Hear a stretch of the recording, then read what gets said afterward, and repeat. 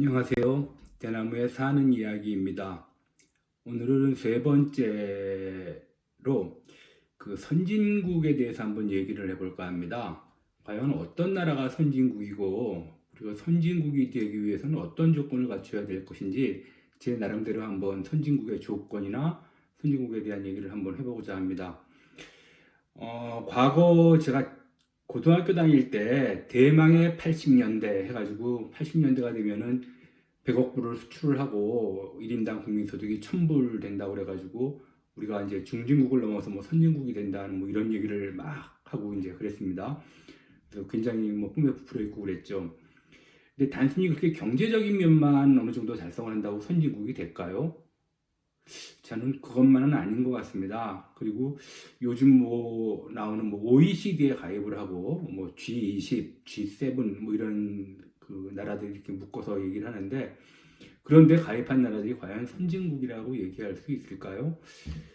그래서 제가 뭐 한번 그런 거에 대한 얘기를 저 나름대로 한번 해보고자 합니다. 먼저 이제 경제적인 측면에서 보면 당연히 그 국가 총 생산 GDP라든가 1인당 GDP가 높은 나라가 선진국에 될 수가 있겠죠. 그러나 꼭 그게 높다고 선진국이라고만 볼 수는 없을 것 같습니다. 그 예를 들면은 중국 같은 경우는 국가가 생산하는 GDP는 지금 엄청나죠. 아마로 보면은 미국 다음으로 아마 세계 2위 정도의 지금 GDP 생산국인데, 우리가 중국을 선진국이라고 얘기는 하지는 않죠.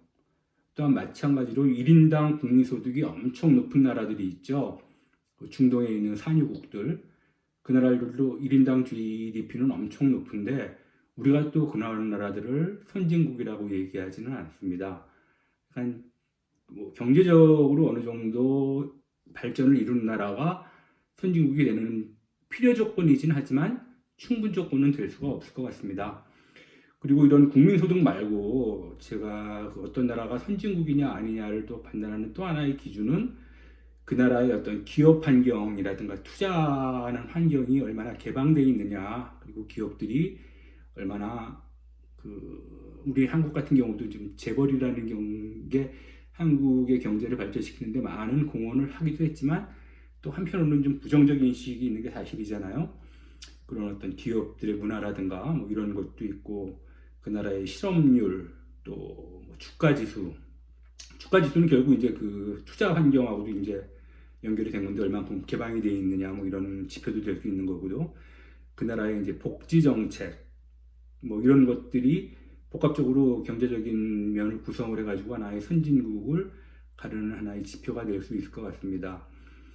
그리고 이런 경제적인 측면 말고 이제 정치적인 측면으로 본다면 선진국이 되기 위해서는 일단은 민주주의를 해야 되겠죠. 민주주의를 하지 않는 지금 서구 공산주의 사회라든가 뭐 다른 뭐 민주주의를 표방하지만 어떤 뭐 절대 독재자들이 나서고 있는 나라들 중에서 선진국이라고 부를 수 있는 나라는 거의 없는 것 같고요. 일단 민주주의를 해야 되는데,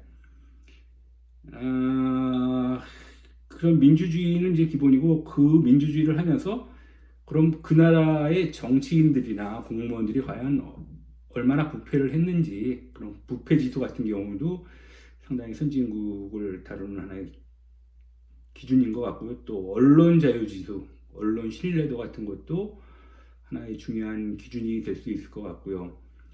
그 다음에 이제 뭐 법원이나 검찰이나 이런 그 사법기관들의 공정성이라든가 독립성, 뭐 이런 것들이 한 나라가 선진국이 될 수 있느냐 없느냐를 가름하는 하나의 지표가 될 수 있을 것 같습니다. 그 예를 하나 이제 제가 들어보면, 미국 같은 경우는 이제 선진국이라고 그러잖아요. 근데 사실 미국이 보면 상당히 문제가 많은 나라잖아요. 마약도 많이 하고 총기 사고도 많고 아주 그냥 상당히 골치가 아픈데, 이렇게 골치 아픈 미국이지만 그나마 미국이 선진국이 될 수 있었던 거는 언론이라든가 뭐 어떤 법원이라든가 이런 사법기관이 상당히 뭐라 그럴까요? 공정하고 아주 독립성이 보장되어 있는 것 때문인 것 같아요. 이런 어떤 마약이나 사회 전체는 마약이나 총기 사고로 상당히 많이 안 좋지만 적어도 언론은 살아있어가지고 그 언론이 대통령의 부정을 한다면은 바로 그거를 용감하게 폭로해가지고 대통령을 그만두게 할 수 있는 그런 나라가 미국이잖아요. 과거 이제 닉슨 대통령이 그렇게 해서 이제 워터게이트 사건으로 물러나기도 했고, 그리고 이런 정치인들의 어떤 그 거짓말에 대해서는 가차없이 용서하지 않는 나라가 또 미국이잖아요. 그 옛날에 클린턴 같은 경우도 무슨 스캔들이 있었을 때 스캔들 자체보다는 얘가 거짓말한 거 가지고도 더 막 난리가 났던 나라이기 때문에 이런 어떤 그 나라의 민주주의가 어느 정도 진행이 됐느냐의 상태가 결국 이 나라가 선진국이냐 후진국이냐, 그러니 민주주의와 언론, 그 다음에 그런 법원 같은 사법기관들이 얼마나 공정하고 독립성이 보장되어 있는 판결을 하고 언론이 얼만큼 자유롭게 취재하고 보도할 수 있는지, 그런 부분들이 다 선진국을 가늠하는 하나의 기준이 될 수 있을 것 같습니다. 그 다음에 이제 사회적인 측면으로 본다면요, 선진국이 되기 위해서는 제 기준으로 보면은 교육, 그 나라의 교육 시스템이라든가 교육 수준, 문맹률, 이런 것도 이제 하나의 선진국을 가름하는 기준이 될 수 있을 것 같고요. 그 나라의 인구들의 어떤 기대 수명, 과연 몇 차까지 살 수 있는지, 이건 뭐 여러 가지 이제 의료 체제라든가 의료 시스템, 아니면 복지제도 뭐 이런 거와 같이 이제 연결이 된 것들이겠죠. 그리고 그 나라의 치안 상태, 그 다음에 위생 상태, 그러니까 무슨 뭐 어떤 질병이 닥쳤을 때, 이번에 뭐 코비드 같은 게 죽은 얘기죠. 그런 걸 닥쳤을 때 과연 그 나라 정부가 얼마큼 빨리 신속하게 대처하고 이거를 예방할 수 있는지, 그런 능력들도 아마 선진국을 가름한 하나의 중요한 기준이 될 수 있을 것 같고요. 그 다음에 행정 서비스, 그 나라의 행정이 과연 얼마나 국민 편의적으로 국민한테 편리하게 돌아가는지, 그런 행정 서비스도 선진국을 나누는 하나의 중요한 요소가 될 수 있을 것 같습니다. 그 다음에 이제 하나의 또 우리가 선진국을 나누는 기준으로서는 그 나라의 산업 구조가 어떻게 됐느냐, 아직도 1차 산업인 농림업, 임업, 뭐 어업 중심인지 제조업 중심인지, 뭐 3차, 이제 4차 정보와 통신 뭐 이런 산업이 준지, 그런 게 지금 같은 경우는 또 이제 기술 개발의 속도가 상당히 빠르지 않습니까? 과거 몇십 년 전만 해도 뭐 산업화가 상당히 중요한 경제적인 지표였는데, 산업 지표였는데, 이제는 그런 거에 뒤처지면은 선진국이라는 얘기를 듣지 못하는 것 같습니다. 그러니까 그 단적인 예가, 일본이 불과 한 20년, 30년 전만 해도 상당히 잘 나갔죠. 뭐 세계, 미국을 거의 위협할 정도로 했는데, 그 많은 전자제품 회사들, 뭐 소니, 무슨 내셔널, 엄청나는 그 전자제품 회사들이 지금 다 뭐 어디로 갔는지 모르죠. 소식도 없고 남아졌고, 또 옛날에 일본의 그런 게임 콘텐츠 같은 게 상당했습니다. 무슨 닌텐도 같은 게 다 일본 거였는데, 저희 아이들이 어릴 때만 해도 닌텐도 게임 가지고 그냥 막 난리가 났었는데, 지금 그런 게 다 지금 없어졌잖아요. 그러니까 일본이 어떻게 보면은, 근데 아직도 그런 제조업 분야는 강세가 있습니다. 뭐 자동차 분야 같은 경우는 아직도 일본이 많이 그리고 기초 분야에서는 많이 강세가 있는데, 이런 어떤 정보통신 쪽으로 빨리 일본이 체질 개선을 하지 않으면 지금 뭐 잊어버린 뭐 30년 뭐 이거하고 겹쳐가지고 선진국을 계속 유지할 수 있을지 그것도 좀 의심스럽고요. 그런 어떤 산업 구조가 상당히 요새 최근에 들어와서 이제 선진국을 가늠하는 하나의 중요한 기준이 된 것 같습니다. 그래서 뭐 IT 인프라가 얼만큼 구축이 되어 있는지, 그 다음에 뭐 물론 이제 기존의 옛날 뭐 제조업이라든가 뭐 이런 것도 물론 당연히 기반을 갖추고 있어요. 그건 기본 산업이니까요. 뭐 철강이라든가 이런 거는 그 나라가 개발하기 위한 기초 산업이니까 그런 것도 물론 튼튼해야 되겠고, 그 다음에 그 나라의 교통 인프라, 뭐 도로나 항공이나 항만, 그 다음에 대중교통 시스템 같은 것들, 이런 것도 이제 하나의 선진국을 판단하는 하나의 기준이 될 수 있는 것 같고요. 또 하나의 산업에서 이제 봐야 될 게 그 나라의 산업 재해율, 과연 그 얼마 이게 상당히 후진적인 사고잖아요. 우리나라 같은 경우도 얼마 전에 뭐 광주에서도 아파트가 무너져가지고, 이 뭐 상상이 할 수 있는 얘기입니까? 그런 상당히 후진적인 어떤 재해 같은 게 많이 일어나면 선진국이라고 얘기하기가 참 어렵죠. 그런 부분들이 이제 또 선진국을 가르는 기준이 될 수 있을 것 같고요. 또 요새 들어와서 이제 살아온 선진국의 기준 중에 이제 중요한 콘텐츠 중에 하나가 문화 선진국이라는 얘기를 많이 합니다.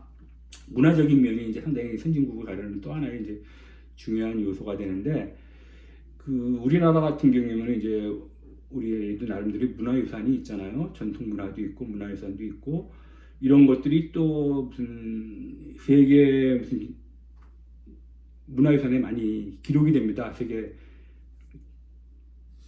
기록유산 해가지고 이제 뭐 훈민정음이라든가 우리 팔만대장경 뭐 이런 조선왕조실록 뭐 이런 것들이 세계 기록유산에 들어가 있고요. 그런 어떤 우리의 전통문화나 문화유산들 이런 것들이 상당히 지금 많이 소개가 되고 많이 알려져 있기 시작했죠. 그 다음에 또 하나의 문화적인 측면에서 이제 중요한 게 K 콘텐츠라고 그래가지고 요새 무슨 뭐 음악이라든가 영화라든가 하다못해 웹툰, 뭐 만화까지 한국의 어떤 문화가 상당히 요새 각광을 많이 받고 있는데, 뭐 예를 들어 BTS, 싸이부터 시작해가지고 몇 년 전에 싸이부터 시작해가지고 요새는 BTS라든가 영화도 막 그 뭐 아카데미 상도 받고, 그다음에 무슨 뭐 넷플릭스에 이제 뭐 오징어 게임 같은 경우는 이제 많이 나오고 그런 것 같은 경우, 그리고 또 이런 K 콘텐츠 중에 하나가 이제 중요한 게 음식 같은 게 있죠. 한국의 무슨 뭐 김치 같은 거, 뭐 한국의 음식도 많이 요새 옛날에 비해서는 한국 식당도 많이 생기고 한국 음식을 좋아하는 외국인들도 많이 생기고, 그 다음에 한국의 무슨 음식뿐만 아니라 그 뭐라 그럴까요? 패션이라고 그럴까요? 옷 같은 거, 뭐 한복뿐만 아니라 요새 이제 현대복 같은 경우도 한국의 패션 같은 경우도 과거와는 달리 상당히 많이 한국이 지금 많이 알려진 것 같습니다. 그리고 또 문화 측면에서 중요한 게 스포츠도 상당히 선진국을 가르는 하나예요. 이게 뭐 성적이 좋고 나쁘고를 떠나서 한국 같은 경우는 올림픽을 하계 올림픽, 동계 올림픽을 다 개최를 했잖아요. 그리고 월드컵도 개최를 하고 이 지구상에서 그렇게 동하계 올림픽을 다 개최를 하고 월드컵을 개최한 나라가 몇 개나 될까요? 그렇게 많지 않을 것 같거든요. 물론 이제 무슨 뭐 여름 그 나라의 위치 때문에 겨울 스포츠가 발생하지 않은 이유도 있고 뭐 이런 건 있겠지만, 아무튼 이런 것도 상당히 선진국을 가를 수 있는 하나의 기준이 될 수 있을 것 같고요. 물론 이제 거기에 뭐 여러 가지 선수들이 좋은 성적도 많이 냈죠. 뭐 월드컵 계속 뭐 우승까지는 못했지만 아무튼 월드컵을 계속 10번이나 진출을 하고 뭐 이런 것들, 아무튼 이런 뭐 스포츠적인 측면도 하나의 선진국을 가름하는 하나의 중요한 요소가 될 수 있을 것 같습니다. 근데 이런 어떤 뭐 경제적인 측면, 정치적인 측면, 사회적인 측면, 그 나라의 산업 구조, 그다음에 문화적인 측면을 봐가지고 우리나라는 그럼 과연 선진국일까요? 제가 생각하기에는 거의 한 85%, 90%는 선진국에 다다랐다고 생각을 합니다. 근데 조금 우리가 선진국을 가는데 가로막는 요인이 무엇일까요? 무엇 때문에 한국이 선진국이라고 하기에는 지금 조금 어려울까요? 제가 보기에는 이런 정치적인 어떤 정치가들의 어떤 부패지수라든가 언론의 공정성, 뭐 법원의 독립성, 뭐 이런 부분들이 한국을 선진국이라고 부르는데 조금 마이너스 요인으로 작용하지 않을까 그런 생각이 들고요. 그 다음에 일부 재벌이 한국 경제를 발전시키는데 많은 공헌도 했지만 일부 재벌들은 그 흔히 말하는 갑질이라는 거 있지 않습니까? 재벌들 갑질, 뭐 이런 것들이 또 한국이 선진국으로 가는 그 노블리스 오브 레주라고 하죠. 있는 사람들의 가지고 있는 그런 어떤 품격이라고 그럴까요? 어떤 그런 것들이 많이 부족해가지고 좀 선진국이라고 부르는데 좀 장애 요소가 되지 않을까 저는 그렇게 생각을 합니다. 그 다음에 뭐 제가 생각하는 또 이런 어떤 요소, 뭐 경제적인 요소, 정치적인 요소 뭐 이런 게 다 갖춰져도 절대 선진국이 될 수 없을 것 같은 나라들이 몇 군데가 있어요. 그 대표적인 예로는 중국이 아마 저는 선진국이 되기는 참 어려울 것 같습니다. 그 이유는 일단 중국이 짝퉁의 왕국이라고 그러지 않습니까? 이 나라 들어가면 짝퉁이 그냥 막 판을 치고 그걸 제재하지도 않고 나라에서 그런 어떤 경제적인 면 측면에서는 그런 게 있고 정치적인 측면에서는 이 나라가 동북공정이라고 그래가지고 우리나라의 뭐 어떤 발해나 고구려 여사 같은 경우도 많이 왜곡을 하고 또 주변에 이제 티벳 같은 경우도 많이 정치적으로 침략을 하고 그 나라의 어떤 독립을 보장해주지 않으려고 하고 자기 역사에 편입시키려고 하는 이런 뭐 티벳뿐만 아니라 동북공정 이런 거 역사 이것도 일종의 역사 왜곡이죠. 그런 거를 또 자행을 하고 그것도 모자라 요즘 문화공정이라는 것까지 합니다. 무슨 뭐 한복이 자기네 옷이라는 둥, 김치가 자기네 음식이라는 둥, 뭐 이런 식의 어떤 근거 없는 주장을 하면서 문화공정까지 이제 자기가 문화적인 어떤 그런 뭐라 그럴까요? 헤게모니를 장악하려고 그럴까요? 뭐 어떤 이런 거를 이렇게 한 걸로 봐가지고는 중국은 이런 거를 계속하는 한 절대로 선진국이라고 불릴 수는 없을 것 같고요.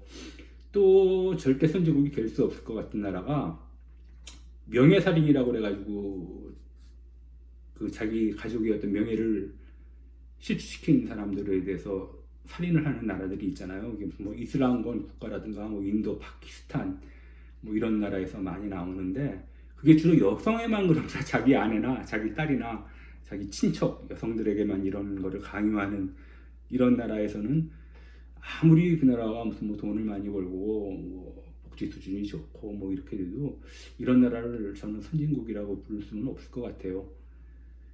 그리고 제가 뭐 이렇게 뭐 여러 가지 기준을 가지고 선진국이 될 수 있는 기준이 어떤 거다 뭐 이렇게 막 많이 나열을 했지만 제가 생각하는 선진국은 그 나라 사는 국민들이 모두 행복해하고 계속 이 나라에 살고 싶어하는 나라가 선진국이 아닐까 생각을 합니다. 아무리 뭐 돈을 많이 벌고 아무리 뭐 좋은 복지 수준이 나와도 그 나라 사는 사람들이 행복해하지 않는다면 선진국일까요? 남들이 보기에 밖에서 보기에 어떤 외형적인 조건은 선진국이 될지 모르지만 그 나라에 사는 국민들은 행복해야지 그 나라가 선진국이고 좋은 나라가 되는 거죠. 아무튼 저는 선진국이 되는 몇 가지 조건과 제가 생각하는 선진국이 어떤 나라인지에 대해서 얘기를 해봤는데 너무 선진국이라고 너무 외형적인 것만 따지지 말고 진짜 선진국은 그 국민들이 모두 행복하고 잘 사는 나라, 공동체가 모두 협동하고 같이 함께 살아가는 나라, 그런 나라가 진짜 선진국이 아닐까 생각합니다. 감사합니다.